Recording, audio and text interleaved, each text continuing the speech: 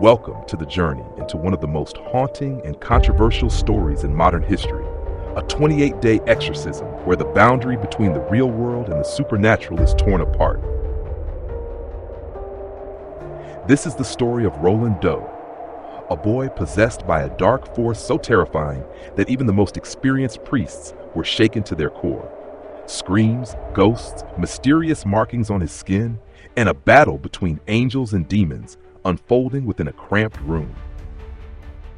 Are you ready to face the horrifying truth behind this legendary exorcism? Join me as we step into a shadowy world where light and darkness fight fiercely until the very end.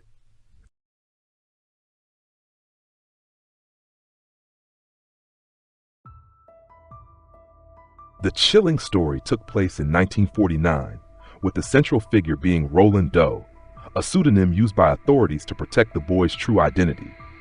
Roland was a quiet, introverted boy living in Maryland, USA. He had few friends and spent most of his time at home with his family. Among his closest relatives, the one he cherished and trusted the most was his Aunt Millie. Aunt Millie was not like other adults.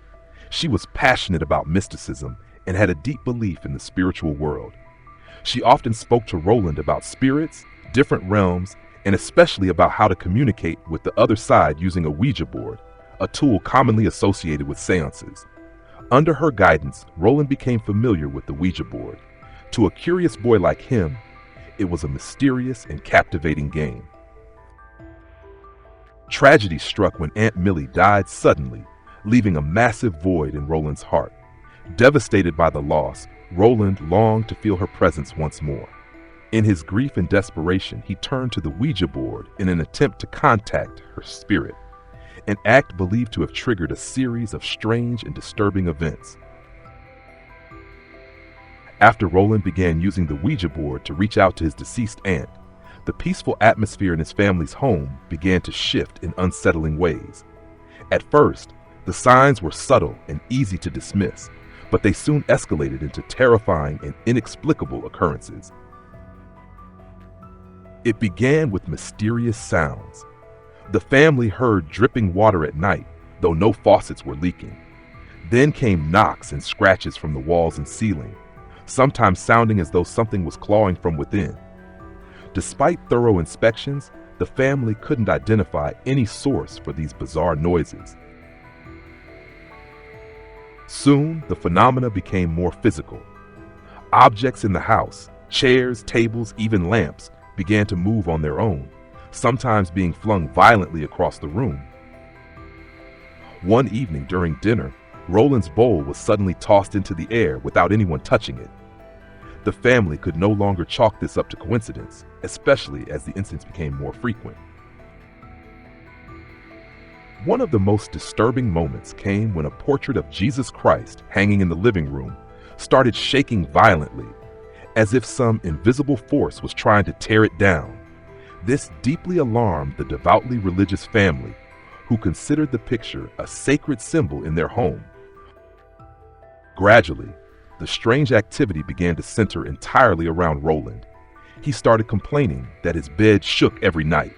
At first, the vibrations were mild, but they soon became intense, causing the bed to lift and slam onto the floor, terrifying the boy.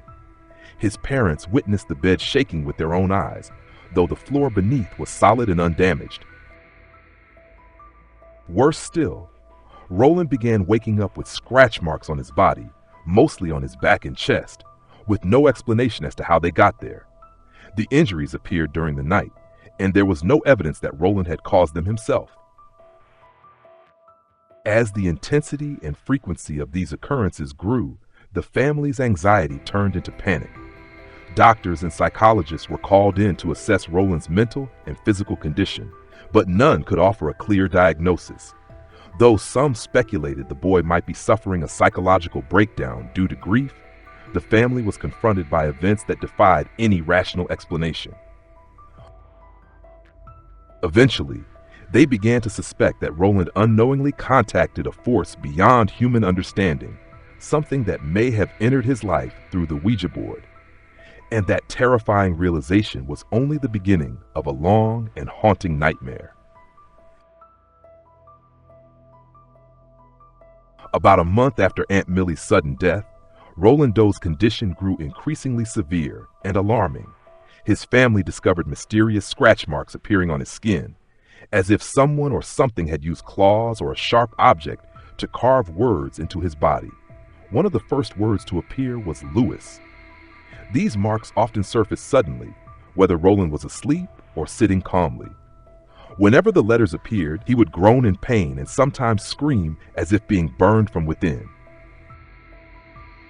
No one in the family could explain where these marks came from, and the fact that they formed actual words only heightened their fear. They began to believe this was no longer a psychological issue or a natural phenomenon, but clear evidence of a malevolent force manipulating Roland. In their distress, the family sought advice from a local Lutheran pastor. After speaking with them and witnessing Roland's strange condition firsthand, the pastor admitted he was not equipped to handle a case that seemed to transcend both faith and science. He advised the family to contact the Catholic Church, which had a long-standing tradition and experience in dealing with what were believed to be cases of demonic possession. Following the Lutheran pastor's recommendation, Roland's family reached out to the Catholic Church, hoping to find answers to the increasingly terrifying events surrounding the boy. The church sent 2 priests to assess the situation: Father William Bowdern, an experienced Jesuit priest, and Father Walter Halloran, a young and courageous clergyman. Some records also mention the involvement of Father Raymond Bishop, who later documented the detailed proceedings. Right from their initial visits to Roland's home to pray, the priests sensed a heavy and unstable atmosphere. When Father Bowden began to recite prayers, Roland, who had been silent, suddenly convulsed violently. He screamed, his eyes rolled wildly, and his body appeared controlled by an unseen force. What terrified everyone most was that as the prayers were spoken, new cuts appeared on Roland's chest, deep, red, and bleeding, as if invisible claws were tearing at his flesh. Some marks formed shapes resembling letters, convincing the priests this was not merely a psychological condition, but unmistakable evidence of demonic possession.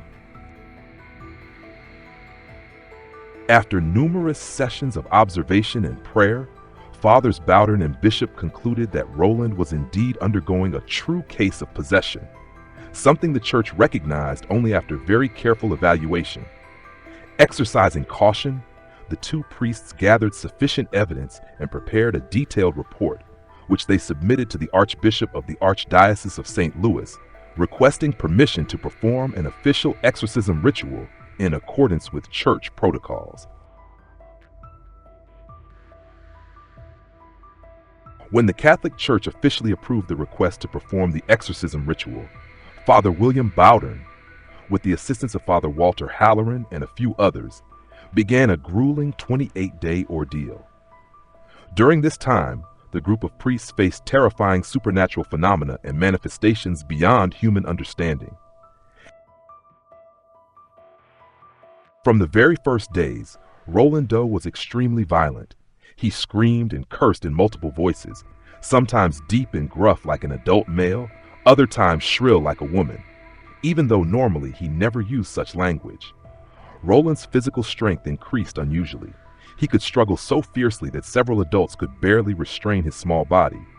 On one occasion, Roland tore off his restraints from the bed and lunged at the priests with a force that seemed driven by some unseen power. In the room where the exorcism took place, supernatural events continued nonstop. Objects flew off bookshelves, holy water was thrown back into the priests' faces as if an invisible entity was resisting.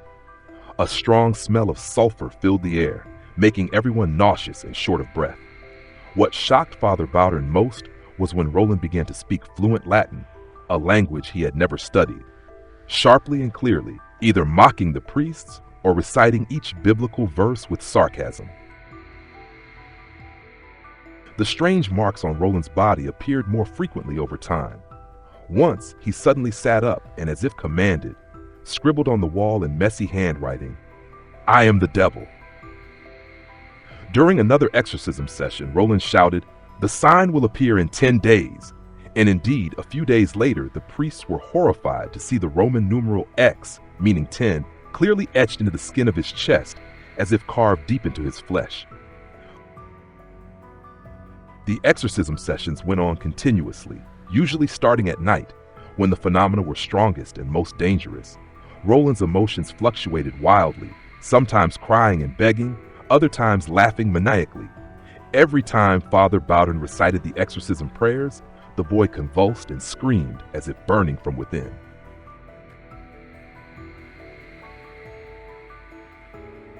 On the final night of the ritual, the 28th night, the exorcism room was filled with an almost suffocating tension.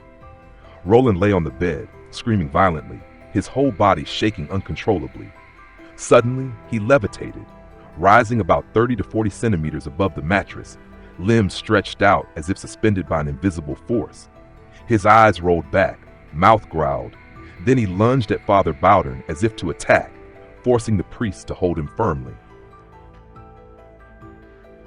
No one left their positions for hours. Exhausted but resolute, Father Bowden continued reciting prayers non-stop for 7 hours. The prayers echoed amidst Roland's writhing and frenzied screams. Just when everyone seemed near collapse, Roland suddenly stopped screaming, his face unusually calm.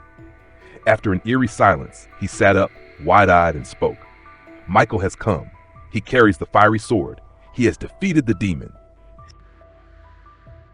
According to Roland, he saw a brilliant light appear in the room, and within that light was the Archangel Michael, considered the supreme warrior of heaven, wielding a flaming sword to fight and drive the evil entity out of his body.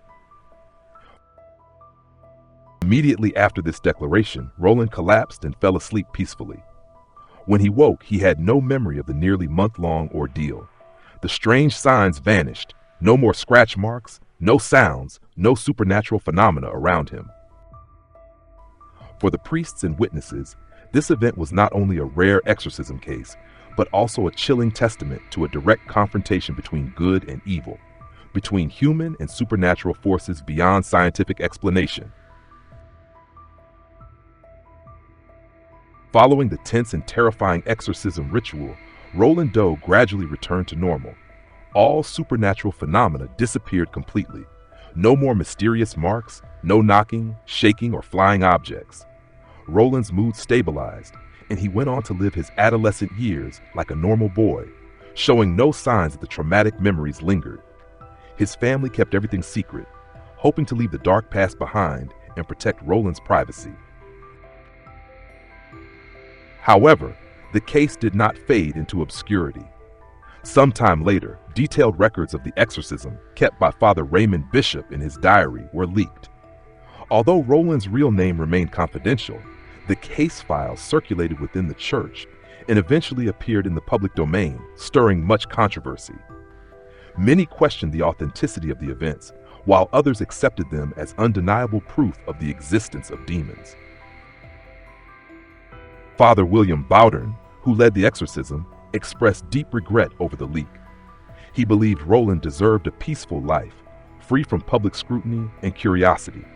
He never publicly spoke in detail about the case afterward, and consistently respected the privacy of the story's central figure. Nevertheless, one of the most significant impacts of this case was its inspiration for author William Peter Blatty, who first heard about the exorcism while a college student.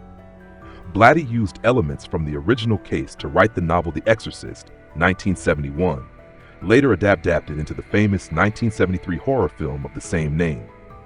The work quickly became a cultural icon, shaping the public's perception of demonic possession for decades. The Roland Doe case is recognized by the Catholic Church as one of the most notable possession cases in the past 300 years. The event was extraordinary not only for the duration and intensity of the supernatural phenomena, but also for the Church's deep involvement, with an official exorcism performed by experienced priests strictly following traditional rites. However, alongside religious beliefs and first-hand priest testimonies, many differing opinions remain. Some researchers and psychologists argue that Roland was never possessed, but was a teenager suffering severe psychological trauma after the death of his beloved aunt. The use of the Ouija board could have induced a deep hypnotic state, leading to disturbed behaviors and unusual manifestations, things that at that time were easily interpreted through a supernatural lens. Whatever perspective one chooses, the Roland Doe story remains one of the strangest and most controversial modern accounts. It raises profound questions about the boundary between spirituality and science, faith and reality, and to this day continues to inspire researchers and popular culture alike.